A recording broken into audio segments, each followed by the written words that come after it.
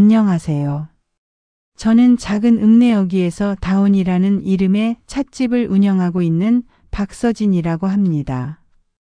좋은 모든 일이 다온다는 뜻을 가진 이름처럼 제 찻집을 찾는 모든 분들이 잠시나마 평온을 얻고 가시길 바라는 마음으로 매일 아침 문을 엽니다.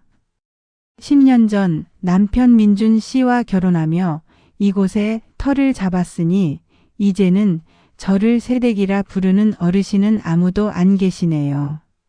남편은 시청에서 일하는 반듯한 공무원이고 두 분 시부모님은 차로 1시간 남짓 걸리는 시골 마을에서 과수원을 돌보며 소박하게 살고 계십니다. 시아버님은 평생을 아이들 가르치는 일에 몸바치다 교장 선생님으로 정년퇴임하신 분이고 어머님은 그런 아버님을 묵묵히 내조하며 한평생을 살아오신 분이죠.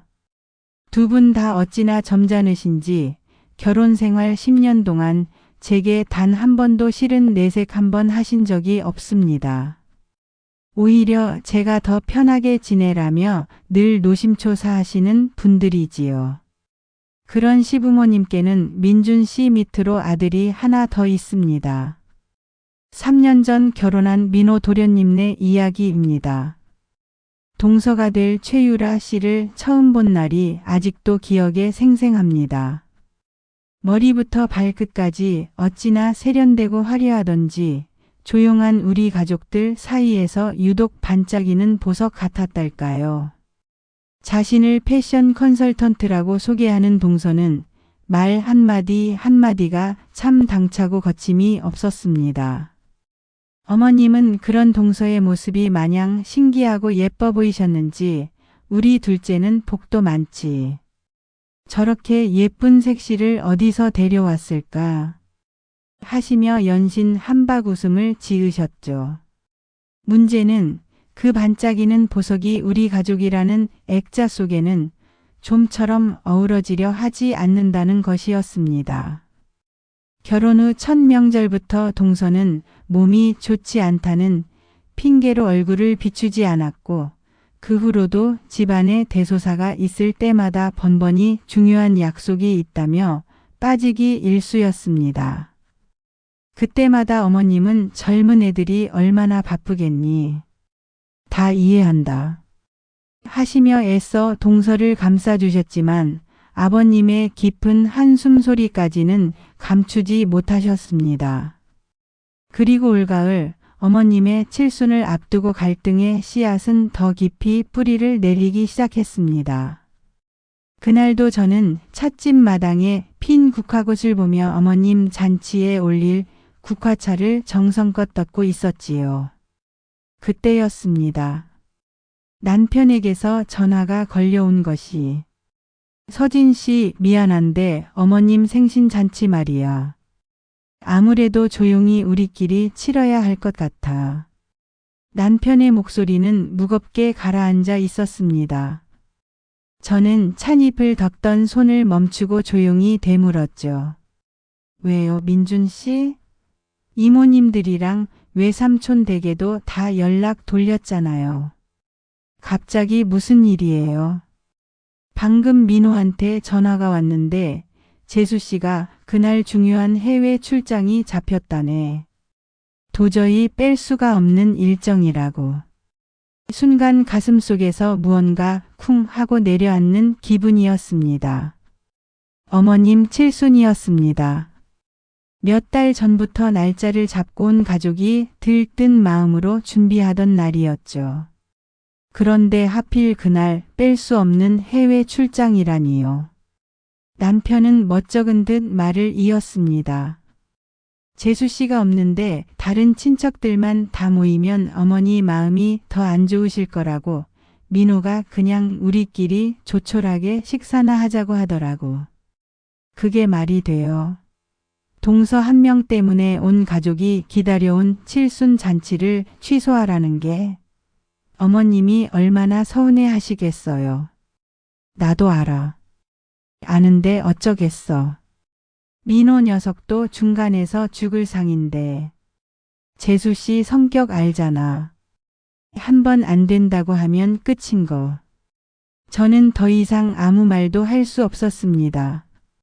수화기 너머로 들려오는 남편의 한숨 소리에 제 마음도 까맣게 타들어가는 것 같았죠.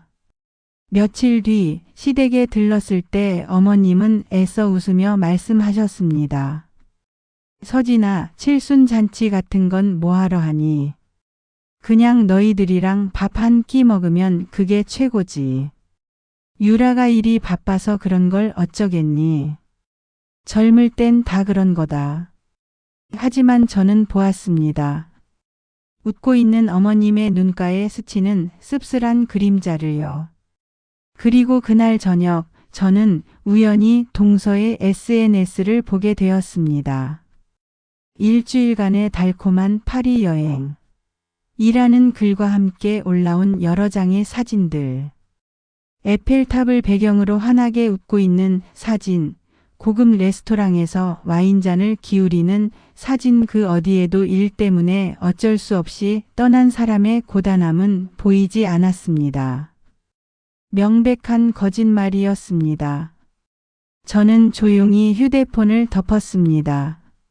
남편에게 그리고 시부모님께 이 사실을 알려야 할까 수없이 고민했지만 차마 입이 떨어지지 않았습니다. 어차피 사실을 안다고 해도 어머님은 또 그럴 수도 있지 하며 넘어가실 테고 아버님의 주름만 더 깊어질 뿐이니까요. 결국 어머님의 칠수는 외갓집 식구들 하나 없이 아버님과 저희 부부 그리고 어머님 단 4사람이 조촐한 저녁 식사를 하는 것으로 끝이 났습니다. 그날 어머님은 저를 조용히 안방으로 부르시더니 쌈짓돈을 쥐어주셨습니다. 이거 원래는 너랑 유라한테 하나씩 해주려고 했던 목걸이야.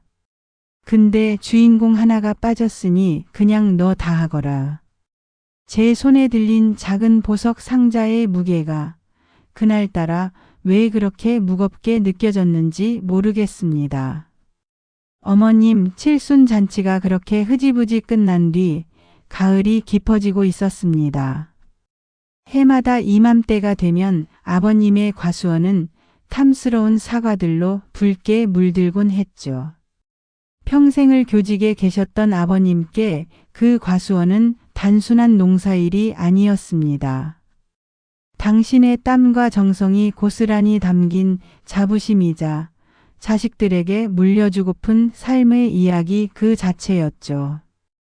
올해도 어김없이 사과를 딸 때가 되었고 주말에 다 같이 내려와 일손을 거들어 달라는 아버님의 연락이 있었습니다. 남편과 저는 당연히 간다고 말씀드렸고 저는 동서에게도 전화를 걸었습니다.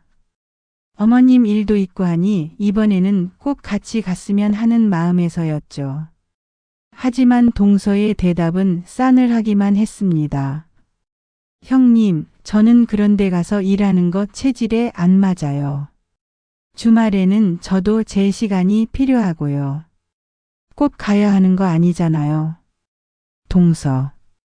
아버님이 평생을 갖고 오신 곳이야. 하루 정도만이라도 얼굴 비춰드리는 게 도리 아닐까? 도리요? 형님은 참 답답하시네요.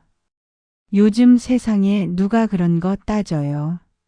그리고 어머님도 아닌 아버님이 부르시는 걸 제가 왜 가야 하는데요. 가고 싶으면 형님이나 실컷 다녀오세요. 딸깍 소리와 함께 전화는 끊겼습니다. 저는 한동안 멍하니 수화기를 들고 서 있어야만 했습니다. 단순히 일이 하기 싫다는 차원을 넘어 시부모님에 대한 최소한의 존중조차 없는 동서의 태도에 말문이 막혔습니다. 그 주 주말 저와 남편만이 시골집으로 향했습니다. 텅 빈 마당을 보신 아버님은 아무 말씀이 없으셨지만 그 침묵이 천마디 꾸짖음보다 더 아프게 느껴졌습니다. 온종일 사과를 따고 나르며 저희 부부는 고된 줄도 몰랐습니다. 하지만 저녁상에 둘러앉았을 때 어머님이 무심코 던진 한마디에 집안의 공기는 얼음장처럼 차가워졌습니다. 참, 아까 민호한테 전화가 왔는데 유라가 주말에 친구들이랑 글램핑인가 뭔가 하는 걸 갔다고 하더구나. 요즘 젊은 애들은 참 재미있게 놀아. 순간 남편과 제 얼굴이 굳어지는 것을 보신 아버님은 조용히 수저를 내려놓으셨습니다. 그리고는 나직하지만 단호한 목소리로 말씀하셨죠. 그 아이는 이제 우리 집 사람이 아닌 모양이구먼. 그것이 끝이었습니다. 더 이상의 대화는 없었죠. 그날 밤 저는 아버님이 밤늦도록 과수원을 홀로 거니시는 모습을 보았습니다. 평생을 꿋꿋하게 살아오신 당신의 어깨가 그 밤처럼 유난히 작아 보였습니다. 동서의 이기심이 시부모님의 마음에 얼마나 깊은 생채기를 내고 있는지 어쩌면 동서 자신은 영원히 모를 거라는 생각이 들었습니다. 그저 안타깝고 또 안타까울 뿐이었습니다. 시간이 흘러 겨울의 문턱 아버님께서는 중대 결심을 하셨습니다. 연세도 있으시고 더 이상 과수원을 돌보기가 힘에 부친다며 평생을 자식처럼 가꿔온 그 땅을 정리하기로 하신 겁니다. 마침 과수원을 정성껏 가꿔보겠다는 젊은 귀농 부부가 나타났고 계약은 순조롭게 진행되었습니다. 잔금을 치르기 며칠 전 아버님은 저희 부부와 민호 도련님 부부를 모두 집으로 부르셨습니다. 과수원 판 돈을 어떻게 나눌지 가족들 앞에서 이야기하고 싶다고 하셨죠. 저는 이번에야말로 동서가 꼭 와야 한다고 생각했습니다. 돈 문제가 걸린 일이니까요. 하지만 민호 도련님에게서 돌아온 대답은 가히 충격적이었습니다. 형수님, 유라가 그러는데요. 겨우 그런 얘기 들으러 2시간 넘게 시골까지 내려가야 하냐고 그냥 계좌번호 문자로 보내주면 안 되냐고 하네요. 저는 제 귀를 의심했습니다. 아무리 세상이 변했다지만 부모님이 평생 일군 재산을 정리하는 자리에 어떻게 얼굴 한번 비치지 않고 돈만 받겠다는 말을 할 수 있을까요? 저는 더는 참을 수가 없었습니다.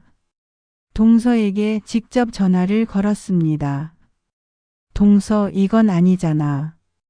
아버님이 어떤 마음으로 과수원을 파시는지 조금이라도 생각해 봤어. 어떻게 그런 말을 할 수가 있어. 어머 형님. 제가 뭘 어쨌다고 그러세요. 바쁜 사람 오라가라 하는 게 더 실례 아니에요. 그리고 솔직히 말해서 그 돈 저희가 달라고 한 것도 아니고 아버님이 주신다는 거잖아요. 그럼 그냥 깔끔하게 붙여주시면 되는 거 아닌가요? 왜 이렇게 일을 복잡하게 만드세요? 동서의 뻔뻔한 목소리에 온몸에 피가 거꾸로 솟는 것 같았습니다. 제가 무슨 말을 더 하려는 순간 옆에서 잠자코 통화를 듣고 계시던 아버님께서 제 손에서 수화기를 조용히 가져가셨습니다. 그리고는 스피커폰 버튼을 누르셨죠. 동서의 날카로운 목소리가 방 안에 울려 퍼졌습니다. 아, 그리고 형님. 저희 몫은 민호 씨 말고 제 통장으로 바로 넣어달라고 아버님께 꼭 좀 전해주세요. 아시겠죠? 그 말을 끝으로 전화가 끊기고 방 안에는 무거운 침묵만이 흘렀습니다. 어머님은 고개를 숙인 채 어깨를 떨고 계셨고 남편은 굳은 얼굴로 입술을 깨물고 있었죠. 그때였습니다. 아버님께서 나직하지만 그 누구도 거역할 수 없는 목소리로 말씀하셨습니다. 여보, 민준아, 서진아, 너희들은 모두 들었지? 아버님은 자리에서 일어나 창밖에 앙상한 사과나무 가지를 한참 동안 바라보셨습니다.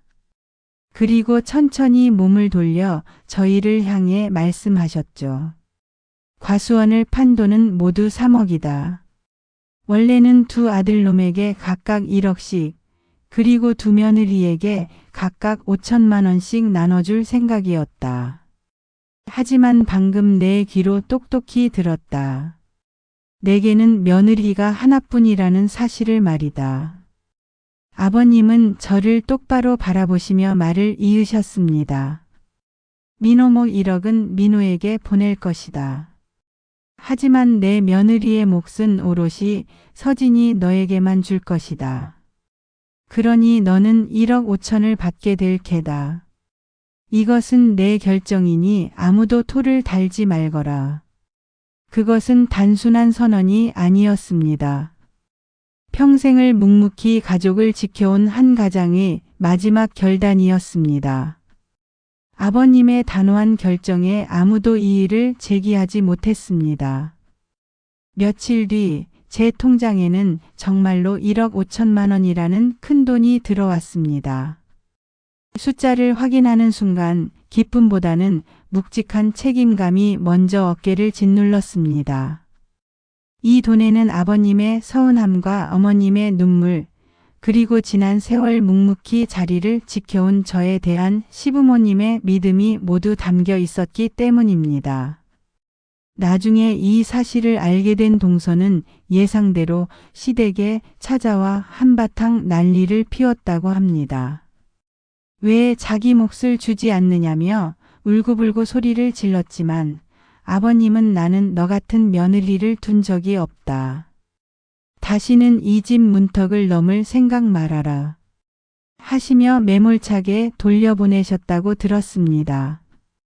평생 싫은 소리 한 번 못하시던 어머님조차 그날만큼은 아무 말 없이 아버님의 등 뒤에 서 계셨다고 합니다. 그 후로 동서는 정말 시댁에 발을 끊었습니다. 민호 도련님만 가끔 혼자 다녀갈 뿐이죠. 가끔은 생각합니다. 가족이란 무엇일까? 결혼은 단순히 두 사람의 사랑만으로 완성되는 것이 아니라 서로 다른 두 집안이 하나의 울타리를 만들어가는 과정이라는 것을요. 최소한의 도리와 존중이 없다면 그 울타리는 언제든 쉽게 무너져 내릴 수 있다는 것을 동서는 왜 몰랐을까요? 얼마 전 저희는 그 돈의 대출을 조금 보태 아이 초등학교 근처의 아파트로 이사를 했습니다.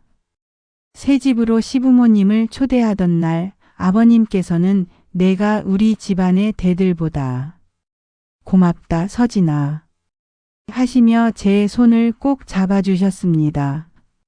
그 한마디에 지난 시간의 모든 서운함이 눈 녹듯 사라지는 기분이었습니다. 저는 앞으로도 제 곁에 있는 소중한 가족들을 위해 오늘도 따뜻한 찬물을 올립니다.